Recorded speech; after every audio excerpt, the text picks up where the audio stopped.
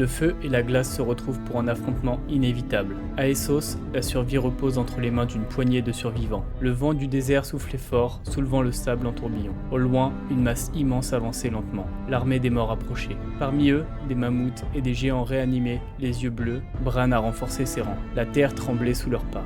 Face à eux, au sommet de la crête, les orphelins des sables se massaient en rang, silencieux. À leur tête, Tyrion et Naiala, prêts à défendre Essos. Tyrion gardait le silence, observant l'ennemi. Naiala debout à ses côtés, tenait fermement son arme, déterminée. Elle murmure « Ils arrivent », plus vite que prévu. Dans le ciel obscurci, Drogon surgit, crachant un torrent de flammes. Sous ses ailes, des dizaines de morts-vivants brûlaient en hurlant. Mais Viserion apparut, ses écailles gelées luisant sous les nuages. Le dragon de glace répondit par un souffle bleu glacé fendant les airs. Les deux dragons se heurtèrent violemment, tournoyés dans le ciel, griffant, mordant, hurlant. Au sol, Arya fendait les rangs ennemis. Elle esquivait, frappait, rapide comme une ombre. Un marcheur blanc bondit sur elle. Arya, surprise, n'eut pas eu le temps de réagir. Soudain, un hurlement de rage éclata.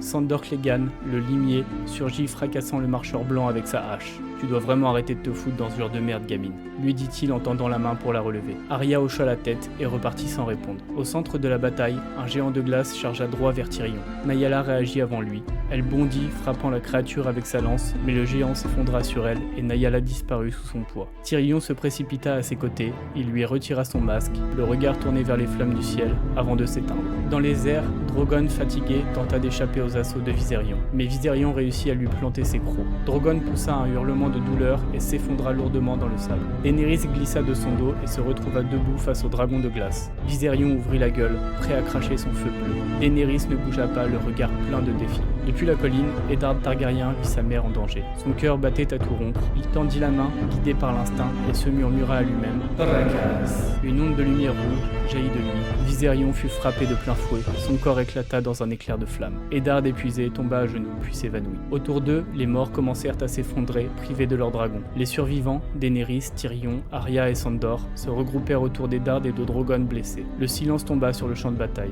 Seul le vent sifflait encore. Il régnait une ambiance froide et menaçante. Au sommet d'une dune, une silhouette glacée observait la scène. Un murmure porta dans les airs. Ce n'est que le début.